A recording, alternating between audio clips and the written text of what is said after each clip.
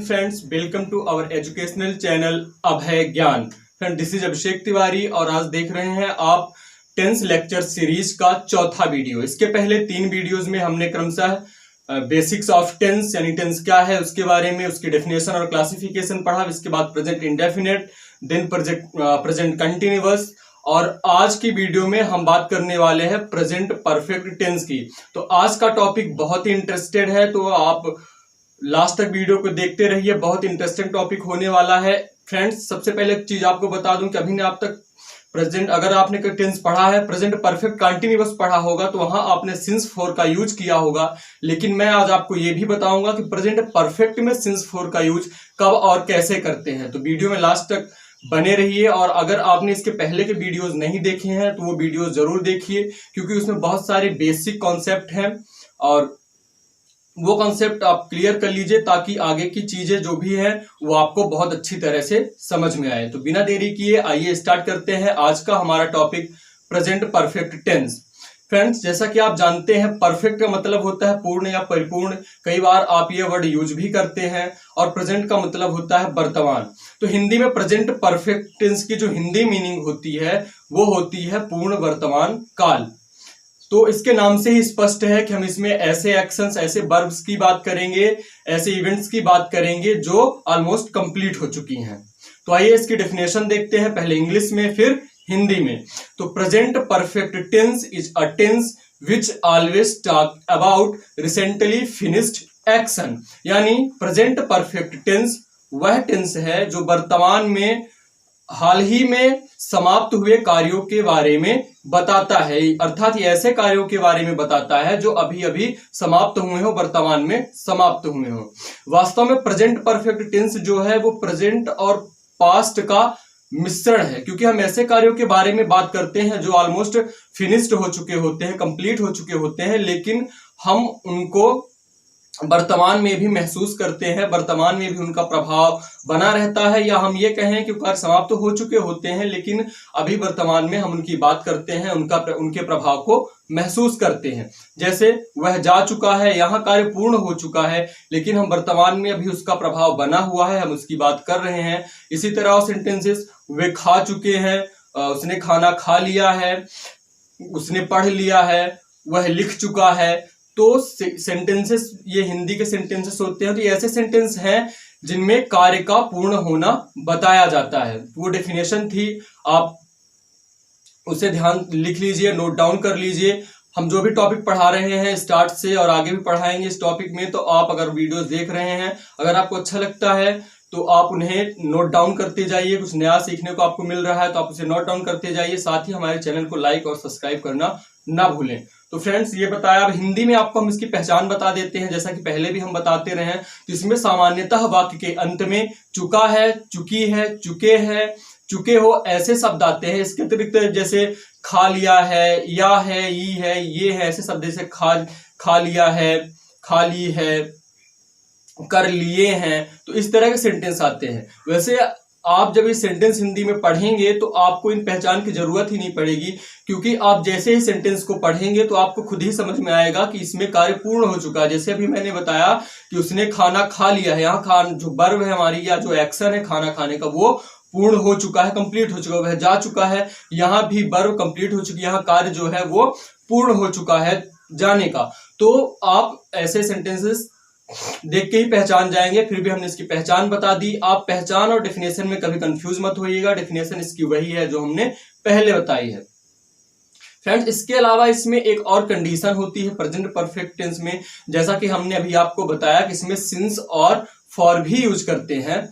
तो ये प्रायः कब यूज होता है इसके बारे में हम बात करते हैं। तो सबसे पहले इंग्लिश में इस कंडीशन को पढ़ते हैं, या हम ये कह सकते हैं कि प्रेजेंट परफेक्ट की ये एक सेकंड डेफिनेशन है या एक सेकंड कंडीशन है। तो any action that started in the past certain point of time, यानी ऐसे कार्य जो भूतकाल में आरंभ हुए हों और अभी चल रहे हों, कि ऐसे कार्यों के लिए हम यूज करते हैं प्रेजेंट परफेक्ट टेंस। जैसे वह इस घर में 5 साल से रह रहा है ना, उसने मैं उसे 3 साल से जानता हूं। तो इस तरह के सेंटेंसेस में हम सिंस फॉर को यूज करते हैं और इस तरह के सेंटेंसेस को हम प्रेजेंट परफेक्ट टेंस में फ्रेम करते हैं।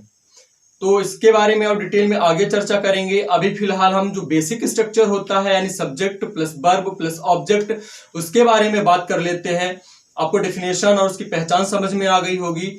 तो इसमें सब्जेक्ट, और जैसा कि मैंने पहले भी बताया, सब्जेक्ट और ऑब्जेक्ट में कोई खास चेंजेस नहीं होते हैं। जो भी चेंजेस होते हैं वो वर्ब में यानी मेन वर्ब और हेल्पिंग वर्ब में होते हैं। तो इसमें मेन वर्ब के साथ आपको हमेशा थर्ड फॉर्म यूज करना है। मैंने पहले वीडियो में ही बता दिया था। ये सारी चीजें आपको परफेक्ट अगर कहीं देखने को मिले तो आपको तुरंत वहां third form of verb use करना है। वर्ब की 3 फॉर्म्स होती हैं, फर्स्ट, सेकंड और थर्ड। आप इन्हें भी तैयार कर लीजिए। और बात करें हेल्पिंग वर्ब की, तो इसमें 2 तरह की हेल्पिंग वर्ब दी गई है, हैज और हैव। तो थर्ड पर्सन सिंगुलर के साथ यानी ही, सी, इट, नेम के साथ आपको हमेशा हैज यूज करना है। आप इसे नोट डाउन कर लीजिए। तथा बचे हुए जो सब्जेक्ट्स हैं यानी आई, बी, यू, दे, ऐसे सब्जेक्ट, इनके साथ आपको हैव यूज करना है। आप इसे नोट डाउन कर लीजिए। तो ये हो गई इसकी बेसिक स्ट्रक्चर के बारे में बात। अब हमने उदाहरण आपको बता दिया, अब हम इसका देखते हैं अफर्मेटिव सेंटेंस का स्ट्रक्चर क्या होता है। तो अफर्मेटिव सेंटेंस यानी जिसमें हाँ में बात होती है, ऐसे सेंटेंसेस के लिए हम सबसे पहले यूज करते हैं subject plus helping verb plus main verb की थर्ड फॉर्म प्लस ऑब्जेक्ट। ये इसका स्ट्रक्चर होता है। ऐसे आप नोट डाउन कर लीजिए। अब हम कुछ एग्जांपल्स देखते हैं अफर्मेटिव सेंटेंसेस के। इसके बाद हम जो सेकंड कंडीशन अभी बताई उसकी बात करेंगे। वह जा चुका है, ही हैज गॉन, उसने पत्र लिख लिया है, ही हैज रिटन लेटर, मैंने खाना खा लिया है, आई हैव टेकन फूड, वह फुटबॉल खेल चुका है, ही हैज प्लेड फुटबॉल, तुम हॉकी खेल चुके हो, यू हैव प्लेड हॉकी। तो ये थे सिंपल सेंटेंसेस। इस तरह के सेंटेंसेस थे जिनमें हाँ में बात की जाती है यानी अफर्मेटिव सेंटेंसेस। साथ ही प्रेजेंट परफेक्ट टेंस में फर्स्ट कंडीशन वाले सेंटेंस थे जिनमें किसी भी कार्य का पूर्ण होना बताया जाता है, किसी कार्य का समाप्त होना या किसी क्रिया का पूर्ण होना बताया जाता है। अब सेकेंड कंडीशन की बात करते हैं कि any action that started in the past certain point of time and still in process, but ऐसे कार्य जो भूतकाल में किसी निश्चित समय पर स्टार्ट हुए हों और अब भी जारी हो। तो इस तरह के सेंटेंसेस को हम इसमें यूज करते हैं। और यहां पर सिंस फॉर का यूज करना मैंडेटरी है। यहां पर हम मेन वर्ब के साथ थर्ड फॉर्म यूज करते हैं। आप कंफ्यूज नहीं होइएगा कि यहां हम सिंस फॉर यूज कर रहे हैं तो यहां मेन वर्ब के साथ आईएनजी लगाएंगे, क्योंकि प्रेजेंट परफेक्ट कंटिन्यूअस में ऐसा होता है। तो ऐसा आपको बिल्कुल नहीं करना है। अब इसका हम देख लेते हैं इसमें स्ट्रक्चर क्या होता है। इसमें सबसे पहले हम रखते हैं subject plus helping verb plus main verb की थर्ड फॉर्म प्लस सिंस या फॉर प्लस आपकी जो टाइमिंग आती है और ऑब्जेक्ट, ये सारी चीजें रखी जाती हैं। अब इसके एग्जांपल्स देखते हैं। जैसे वो इस घर में 5 साल से रह रहे हैं, he has lived in this house for 5 years। Structure एक बार क्लियरली मैं आपको और बता दूं कि सबसे पहले सब्जेक्ट रखा जाता है प्लस हेल्पिंग वर्ब रखी जाती है प्लस मेन वर्ब की third form plus object plus since for और जो भी टाइम होगा। आप सिंस फॉर कैसे यूज करना है ये मैं आपको आगे बताऊंगा और ज्यादा डिटेल में हम बात करेंगे अगले वीडियो में, यानी जब हम बात करेंगे प्रेजेंट परफेक्ट कंटिन्यूअस टेंस की। बेसिक मैं आपको इसमें बता दूंगा। मैं उसे 3 साल से जानता हूं। I have known her from 3 years। ये मैं उसे अभी भी जानता हूं, लेकिन मैं उसे 3 साल पहले से जानता हूं, यानी ये कार्य भूतकाल में स्टार्ट हुआ था और अब भी जारी है। मैं उसे अभी जानता हूं। उन्होंने 3 साल तक इस कॉलेज में पढ़ाया। He has taught in this college for 3 years। तो ये एक सेंटेंस और देखते हैं। He has played cricket since 2006। वो 2006 से क्रिकेट खेला, या ऐसे भी बोल सकते हैं वो 2006 से क्रिकेट खेल रहा है। तो ये ऐसे सेंटेंसेस होते हैं। अब सिंस और फॉर कहाँ यूज करना है, तो जब पॉइंट ऑफ टाइम दिया गया हो, यानी कार्य के स्टार्ट होने का टाइम जैसे 2006 से, जनवरी से, इस तरह सेंटेंस दिया गया हो, पॉइंट ऑफ टाइम दिया गया हो, वहां आपको सिंस से यूज करना है। जहां ड्यूरेशन ऑफ टाइम दिया गया, ड्यूरेशन ऑफ एक्शन जो है उसका ड्यूरेशन दिया गया है, तो वहां पर आपको यूज करना है फॉर, यानी जैसे 2 घंटे से, 2 दिन से, 4 दिन से, ऐसे सेंटेंसेस के लिए आपको फॉर यूज करना है। जैसे अभी हमने एक सेंटेंस देखा, he has played cricket since 2008, तो यहाँ 2008 जो उसके खेलना प्रारंभ करने का समय दिया गया है, स्टार्टिंग पॉइंट ऑफ टाइम दिया गया है।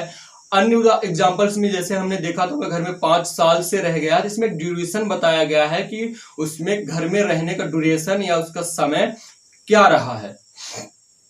तो ये दोनों में डिफरेंस होता है सिंस और फॉर के यूज में। तो आप सिंस फॉर कैसे प्रेजेंट परफेक्ट में यूज करना है, होप आप समझ गए होंगे।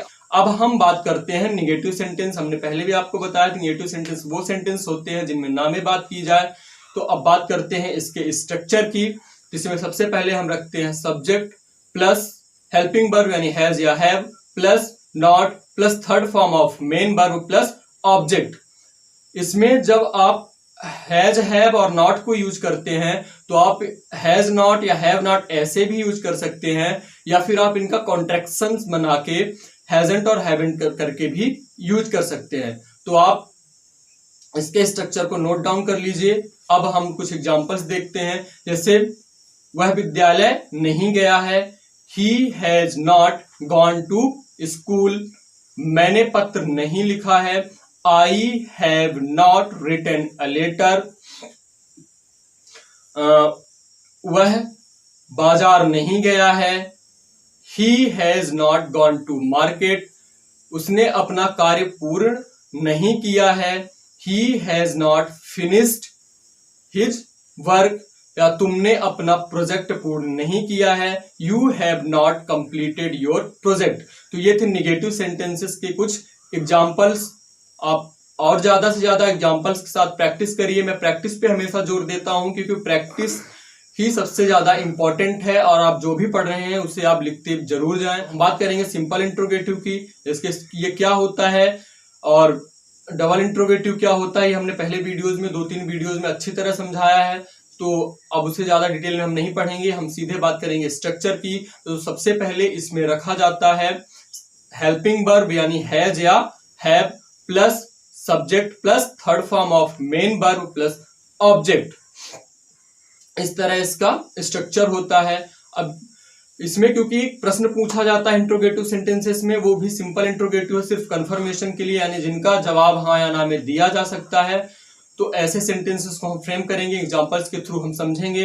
तो जैसे क्या मैंने आपको पढ़ाया है, हैव आई टॉट यू। क्या तुम हॉकी खेल चुके हो, हैव यू प्लेड हॉकी। क्या वह फुटबॉल खेल चुका है, हैज ही प्लेड फुटबॉल।